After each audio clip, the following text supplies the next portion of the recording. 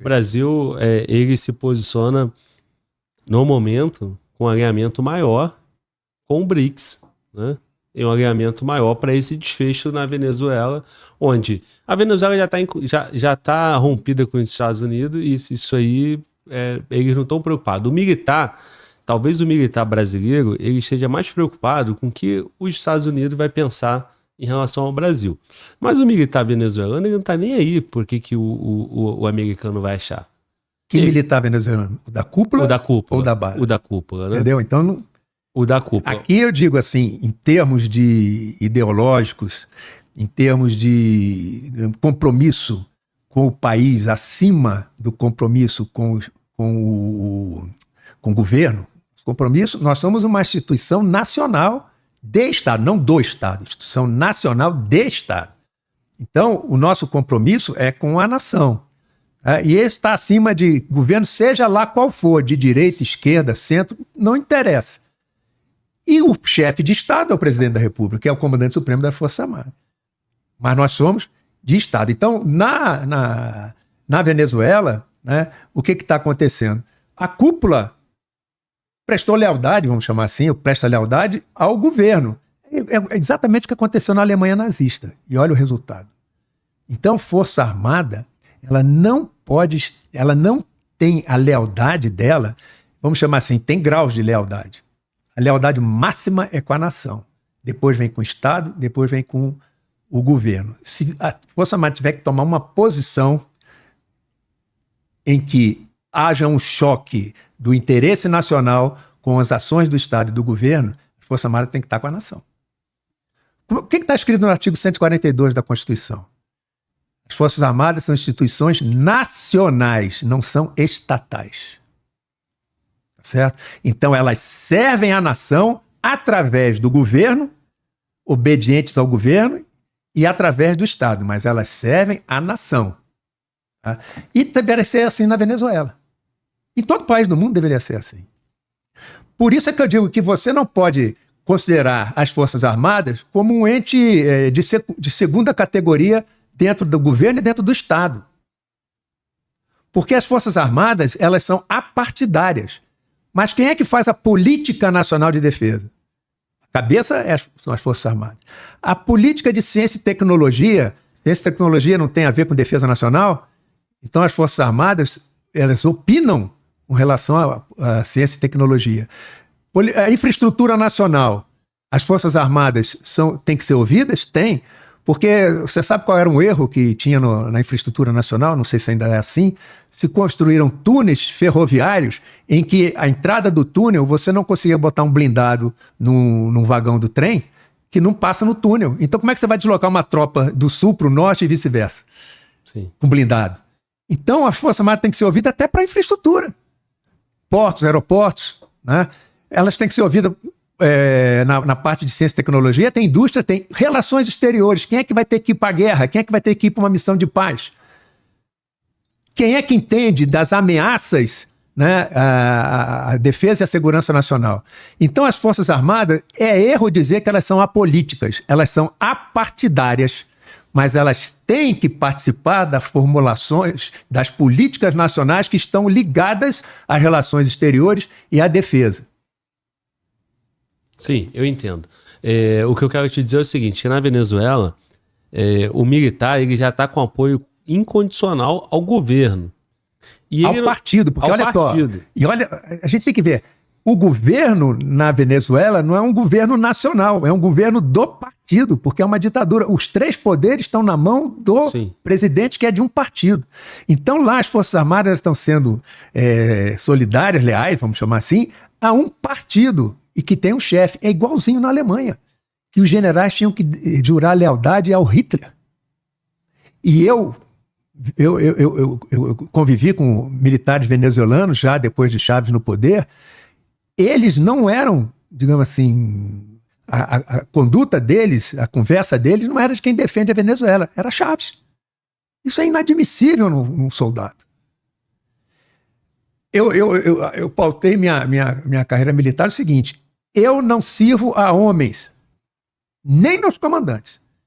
Eu obedeço aos meus comandantes, eu cumpro as ordens deles, Mas a minha servidão é à nação, através da Constituição, através dos regulamentos militares e através do meu comandante.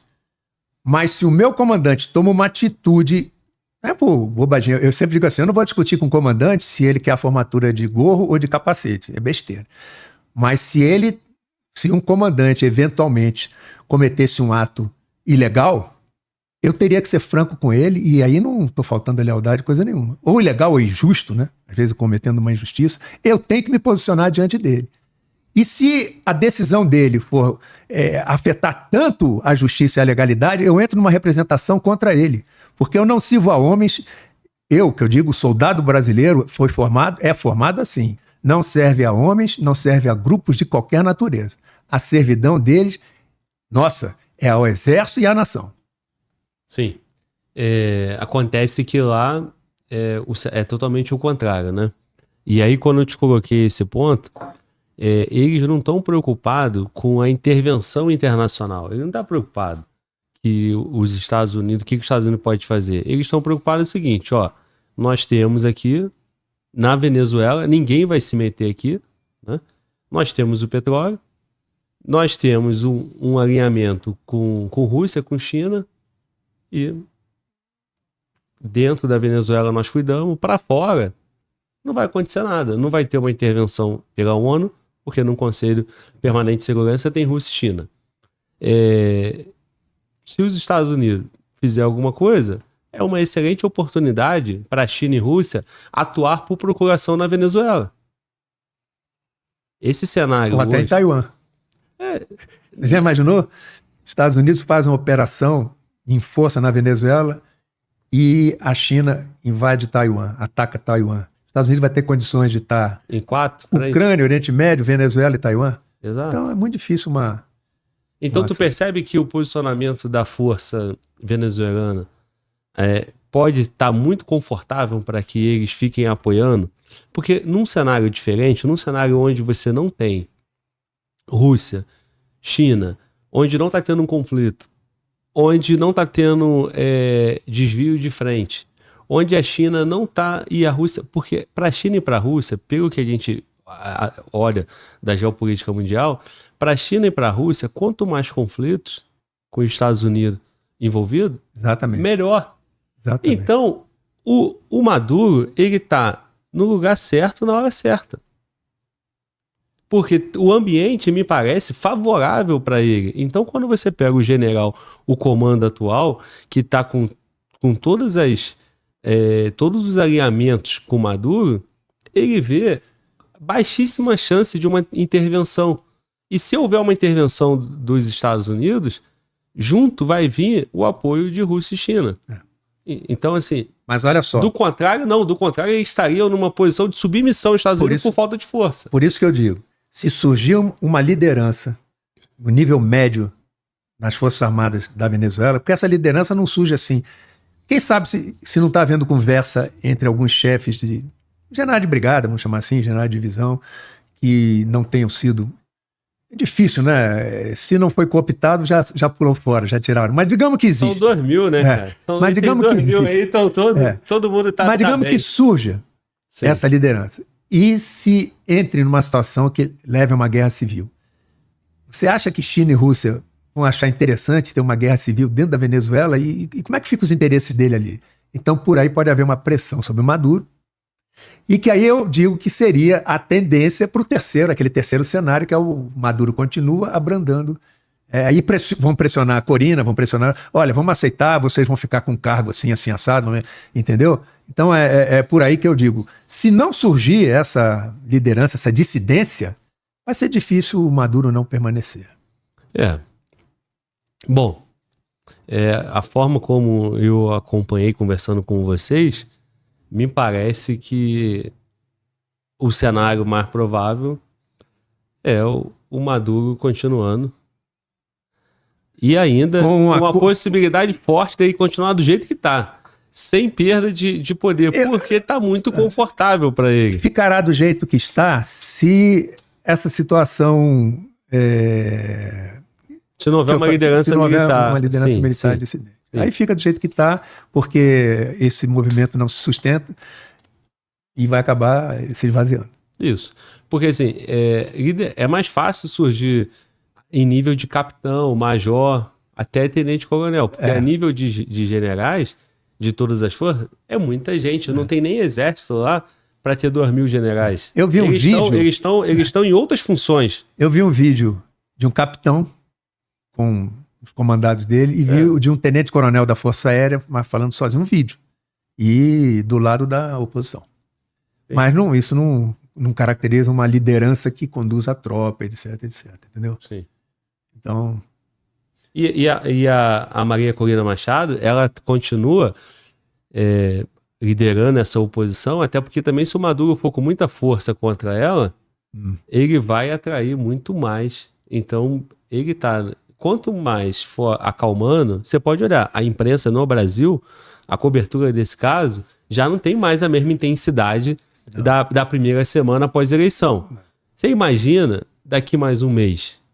Então a tendência é que hoje eu vi que o Maduro tomou algumas medidas nessa área de midiática, de internet, de redes, etc., meio que controlando isso daí. Inclusive, se a declaração da Corina é que eles vão assumir em janeiro. Mas eles não vão assumir em janeiro, porque para assumir em janeiro precisa da força. E a força está com o Maduro.